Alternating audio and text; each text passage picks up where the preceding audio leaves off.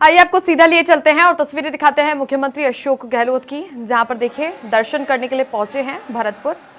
ये लाइव तस्वीरें हैं जहां पर सीएम अशोक गहलोत पहुंचे हैं। विश्वेंद्र सिंह के नामांकन में शामिल होंगे और एक जनसभा को भी संबोधित करेंगे मुख्यमंत्री अशोक गहलोत। देखिए सीएम गहलोत लगातार बैक टू बैक चुनावी दौरे पर है। कल की तस्वीरें देखी थी जहां पर वो बाबूलाल नागर जो कि दूदो से प्रत्याशी हैं, उसके अलावा सुशीला डूडी जिन्हें बीकानेर के नोखा विधानसभा से उतारा गया है, उनके नामांकन में शामिल हुए थे। उसके अलावा जनसभा को भी संबोधित किया था। फिलहाल ये तस्वीरें आप देख रहे हैं, मुख्यमंत्री अशोक गहलोत पहुंचे हैं भरतपुर।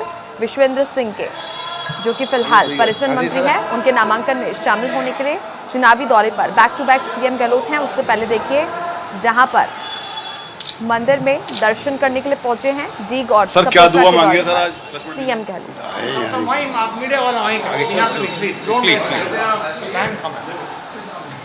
क्या दोबारा है सर, मतलब जीत की दुआ मांगी है? थोड़ा ये सर ये मीटिंग है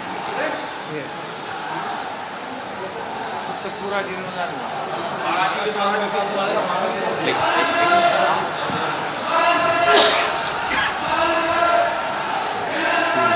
सीएम साहब दूरी रखते रहिए मीडिया से। आज कैसे दूरी मीडिया से? थोड़ी है मीटिंग मीटिंग के बाद भाग जाओगे फिर आप। देर मत करो मीटिंग जा सकते हैं क्या? थोड़ा सा बोल दो।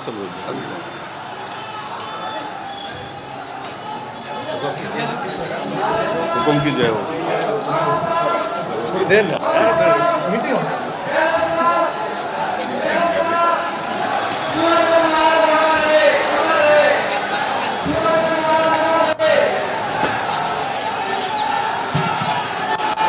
जोरदार बना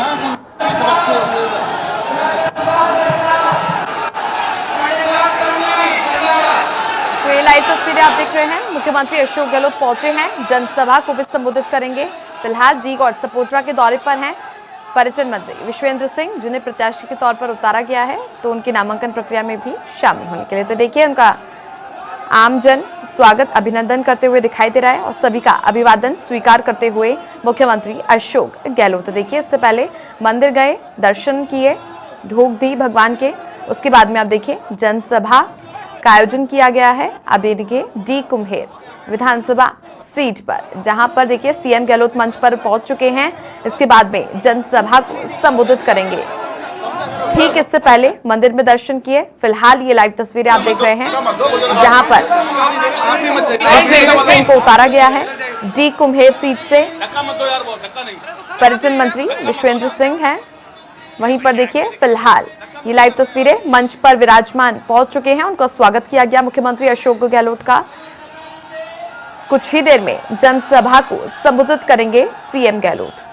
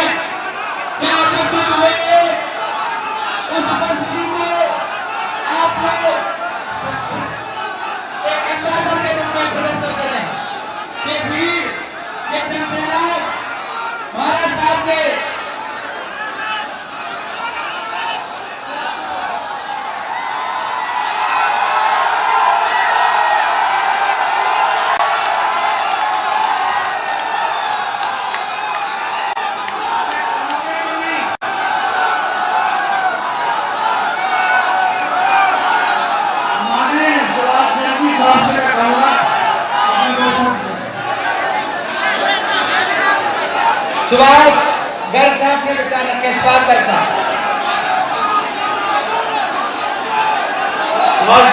विधानसभा क्षेत्र में आम साल हमारे महाराजा विश्वेंद्र सिंह जी के नॉमिनेशन की इस विशाल रैली के अवसर पर पधारे हुए हमारे प्रदेश के लोकप्रिय मुख्यमंत्री आदरणीय अशोक गहलोत साहब, मंच पर विराजमान महाराजा विश्वेंद्र सिंह जी, माननीय भगत जितेंद्र सिंह जी, पंडित रामकिशन जी, विधायक नगर बाजूबली जी, मंच पर सम्मानित सदस्य, भाइयों और बहनों का साथियों, सबसे पहले मैं कहूंगा, आती रहती है कहीं हमारी कुर्सी न चली जाए।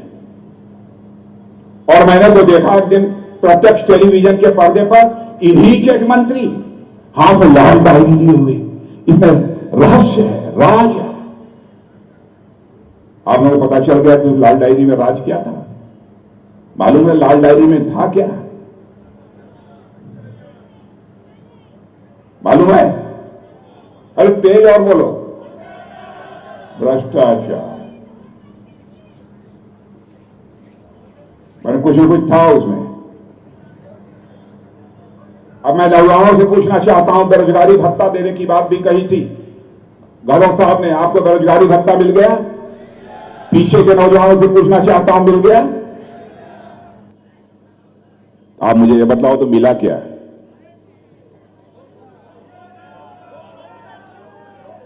आपने तो कांग्रेस को सत्ता सौंपी थी, तो राजस्थान के विकास के लिए सत्ता सौंपी थी ना, राजस्थान का गौरव बनाने के लिए आपने सत्ता सौंपी थी ना। और राजस्थान एक ऐसा राज्य है कि मैं आपको बतलाऊं, दुनिया के लगभग सारे बड़े देशों में मैं कई बार जा चुका हूं। गृह मंत्री जब मैं रहा तब भी, और भारत का रक्षा मंत्री होने के नाते भी बहुत सारे कूटनीतिक मुद्दे होते हैं जिसके कारण विदेशों में जाना पड़ता है। राजस्थान घूमने की सब चर्चा करते हैं कि हम भारत जा रहे हैं तो राजस्थान देखना चाहेंगे, राजस्थान की धरती कैसी है, कैसी सौंधी मिट्टी है, कैसी ये बहादुरों की मिट्टी है, हमें देखना चाहते हैं। पर्यटन की दृष्टि से यहां लोग आना चाहते हैं, लेकिन विश्व पर्यटन के नक्शे से लगता है कांग्रेस ने तय कर लिया है कि राजस्थान को समाप्त कर दिया जाए। कांग्रेस की हुकूमत थी, 74 एयरपोर्ट सारे देश में बने थे। बहनों भाइयों, 9 वर्षों के अंदर हम लोगों ने 148 एयरपोर्ट बनाकर जो है देश को हक के हवाले कर दिया है। जब तक इंफ्रास्ट्रक्चर ठीक नहीं होगा, सड़कें नहीं होंगी, होटल नहीं होंगे, एयरपोर्ट्स नहीं होंगे, तो टूरिज्म बढ़ेगा कैसे? आपने देखा अभी हाल में ही हमारे प्रधानमंत्री जी आए थे, उदयपुर एयरपोर्ट के एक नई टर्मिनल बिल्डिंग का उन्होंने शिलान्यास किया है। पानी होनी तो आप सब लोगों को ठीक ठाक मिल रहा है कि नहीं मिल रहा है? नहीं मिल रहा है, नहीं मिल रहा होगा, सब लोग हाथ नहीं मिल रहा है। पानी होनी ठीक ठाक ना, पीछे मिल रहा है, बिल्कुल नहीं मिल रहा। यह सरकार ही बेपानी हो गई, पानी का संकट है। लेकिन हमारी सरकार ने जो योजना बनाई थी, जो योजना घोषित की थी, ईमानदारी से यदि हम यहां की सरकार लागू कर दिया होता तो मैं समझता हूं आज पानी की किल्लत अपने आप समाप्त हो गई होती। और मैं यकीन दिलाकर जाना चाहता हूं वह काम हो भी रहा होगा, जहां तक मेरा विश्वास है कि बहनों भाई, घर घर में पाइप वाटर हम लोग पहुंचाएंगे, पाइप के माध्यम से आपके घर में जल पहुंचाएंगे। यह हम लोगों का संकल्प है। लगता है कि इन लोगों की आंखों का पानी मर गया है। हिंदुस्तान के आप सीमा पर चले जाइए, सीमा पर भी आपको यही देखने का मिलेगा। कर्ज माफी का वादा इन्होंने किया था, पूरा किया? नहीं किया। बाजरा किसानों के बारे में इन्होंने कुछ किया है कि नहीं किया है? बाजरा किसानों के बारे में पूछना चाहता हूं। बहनों भाइयों, मोटे अनाज का जहां तक प्रश्न है, हमारे प्रधानमंत्री ने उसको श्री अन्न कहा। G20 का जो सम्मेलन दिल्ली में हुआ था, विश्व की बड़ी बड़ी हस्तियां उस सम्मेलन में भाग लेने के लिए आए थी, तो आप जानते हैं प्रधानमंत्री जी ने बाजरा, ज्वार, सांग, ऐसे जो मोटे अनाज होते थे उनका भोजन उनको मुहैया कराया था। मोटे अनाज का हमने सम्मान किया था। और मैं दावे के साथ कह सकता हूं कि आने वाले कुछ ही समय के बाद मोटे अनाज की कीमत भी बढ़ जाएगी।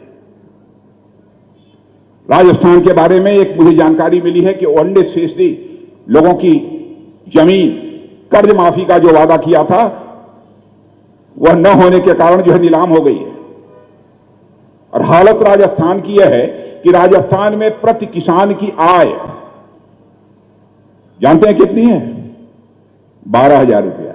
मेघालय सबसे छोटा राज्य है, वहां के प्रति किसान की आमदनी वो 30,000 रुपया है। किसानों से एक बात और मैं पूछना चाहता हूं, यह बताइए पीएम किसान सम्मान निधि के अंतर्गत 6,000 रुपया हर साल आपको मिल रहा है कि नहीं मिल रहा है? यह हाथ उठाइए। एक पैसा भी भ्रष्टाचार की भेंट चढ़ता है? एक पैसे का भी भ्रष्टाचार होता है? मैं याद दिलाना चाहता हूं, राजीव गांधी जी भारत के प्रधानमंत्री थे। मैं आलोचना नहीं कर रहा हूं, उन्होंने अपनी मजबूरी जाहिर की थी, कहा था क्या करूं मैं, 100 पैसा दिल्ली से भेजता हूं, नीचे पहुंचते पहुंचते लोगों की जेबों में बामुश्किल 14 पैसा पहुंचता था। यह मजबूरी जाहिर की थी उन्होंने, लेकिन हमारे प्रधानमंत्री ने वाहिद अली जी, मंच पर विराजमान सभी सम्मानीय नेतागण, कि पड़ोसी जिले अलवर और भरतपुर में कोई फर्क नहीं है। अलवर और भरतपुर एक ही जिले की बात है, इसमें कोई फर्क की बात नहीं है। और आज से नहीं, हजारों साल से मेरे नौजवान साथियों, अलवर भरतपुर का एक पारिवारिक रिश्ता रहा है। सुरेंद्र ये देना माइक यार। पारिवारिक रिश्ता 14 पैसा उन्हें मिल पाता है। आज उसी चुनौती को हमारे प्रधानमंत्री ने स्वीकार किया, और बहनों भाइयों, दिल्ली की बैंक से यानी 100 पैसा चलता है तो 100 का 100 पैसा आपके खाते में पहुंचता है। यानी भ्रष्टाचार पर भी हम काबू करना चाहते हैं तो केवल भाषण देकर भ्रष्टाचार पर काबू नहीं पाया जा सकता, व्यवस्था में परिवर्तन करना पड़ेगा, तभी भ्रष्टाचार पर काबू पाया जा सकता है। भारत का मस्तक सारी दुनिया में ऊंचा हुआ है मेरे बहनों भाइयों, अखबारों के माध्यम से आपको भी जानकारी मिलती होगी। अंतर्राष्ट्रीय जगत में भारत की प्रतिष्ठा बढ़ी है, भारत की इज्जत बढ़ी है। पहले भारत अंतर्राष्ट्रीय मंचों पर कुछ बोलता था तो सारी दुनिया कहती थी भारत बोल रहा है, कमजोर भारत है, मेरी बातों हमारी बातों को अनसुनी कर देती थी। लेकिन आज अंतर्राष्ट्रीय मंचों पर भारत कुछ बोलता है तो दुनिया कान खोलकर सुनती है कि भारत बोल क्या रहा है। यह भारत की हैसियत सारी दुनिया में बनी है। और हम तो अब धरती की बात छोड़ दीजिए, आसमान की बात छोड़ दीजिए, अब तो हमारे लोग चंद्रमा पर जा रहे हैं। चंद्रयान से सूर्ययान निकल रहा है, मंगलयान निकल रहा है, सबकी लॉन्चिंग हो रही है। भारत बहुत ताकतवर भारत बन गया मेरे बहनों भाइयों, भारत कमजोर भारत नहीं है। देश का रक्षा मंत्री होने के नाते कहना चाहता हूं, ऐसा नहीं है कोई उधर से गोली चला दे और हम हाथ पर हाथ धरे बैठे रहेंगे। यदि कोई माई का लाल यदि उधर से गोली चलाएगा तो हम इधर से गोला चलाएंगे मेरे बहन।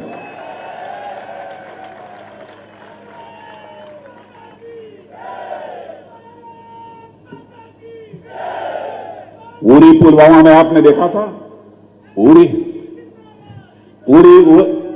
पुलवामा में आपने देखा था क्या किया था इन लोगों ने। उसके बाद हमारे प्रधानमंत्री जी ने हम 1-2 लोगों की बैठक बुलाई, 1-2 और अफसर्स थे, 10 मिनट के अंदर फैसला कर लिया।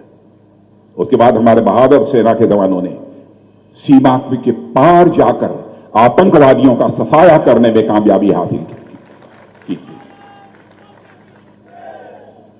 हमने सारी दुनिया को संदेश दे दिया, भारत को छेड़ना नहीं, भारत को छेड़ोगे तो हम तुम्हें छोड़ेंगे। और यह भी संदेश दे दिया कि भारत के अंदर वह ताकत है कि भारत इस पार से भी मार सकता है और जरूरत पड़ी तो उस पार भी जाकर मार सकता है। यह भारत के अंदर ताकत है।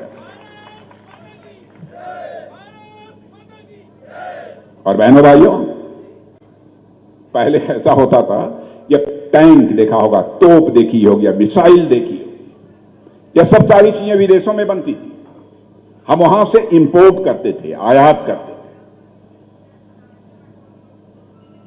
और 2014 तक हम ज्यादा से ज्यादा 1100 करोड़ का एक्सपोर्ट करते थे। आज रक्षा मंत्री के रूप में बतला रहा हूं मेरे बहनों भाइयों, आज हम 20,000 करोड़ रुपए से ज्यादा का निर्यात कर रहे हैं, एक्सपोर्ट कर रहे हैं।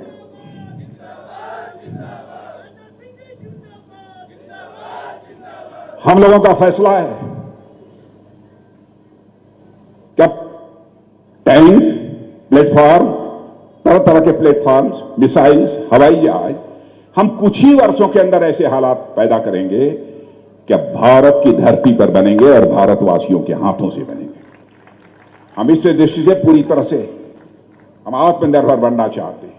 अब भारत की ताकत, आर्थिक ताकत, पता नहीं आपने अखबारों में पढ़ा है कि नहीं, मैं नहीं जानता हूं।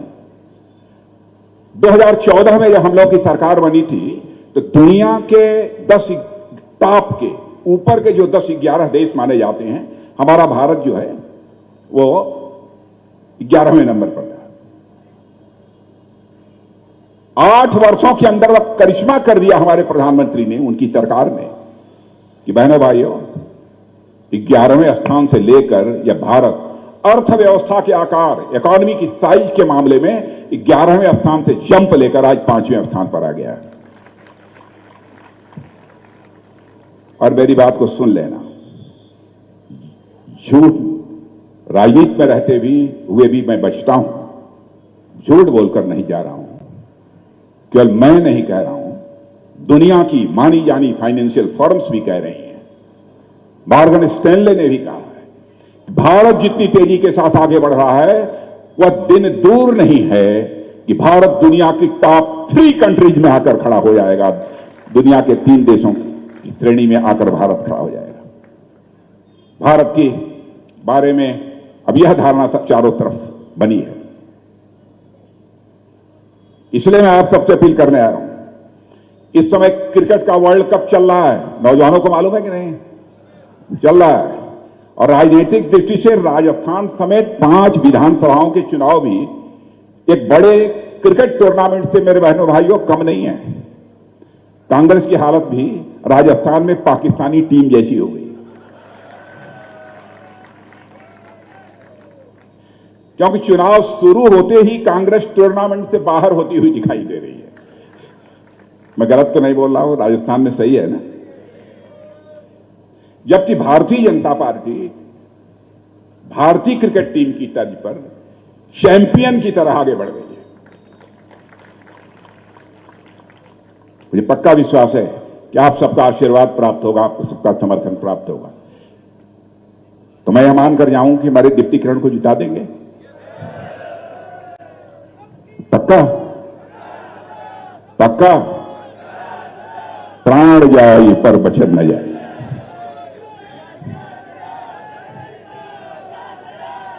और मैं अभी कहना चाहता हूं, कह तो नहीं सकता, बहुत व्यस्तता रहती है, लेकिन कभी बाई चांस यदि इधर आना हुआ तो मैं दीप्ति से कहूंगा कि दीप्ति, चुनाव जीतने के बाद एक बार कभी मुझे बुला लेना।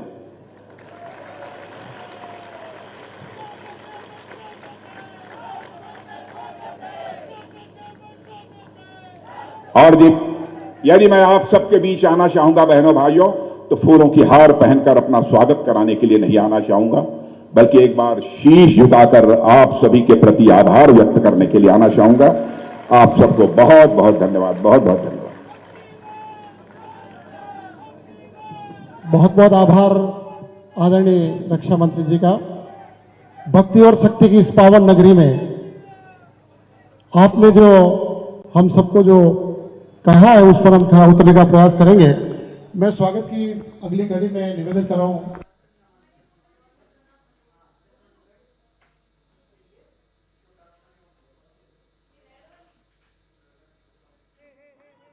आपका हमेशा अब एक काम करो, सुनो, गहलोत साहब को दोबारा वापस लाओगे और मुझे आप जिताओगे। अब ये जरा फोटो वाले घुमा लें, जनता का फोटो कभी नहीं आती है गरीबों का, हमारा रोज खिंचता है हर 5 मिनट में।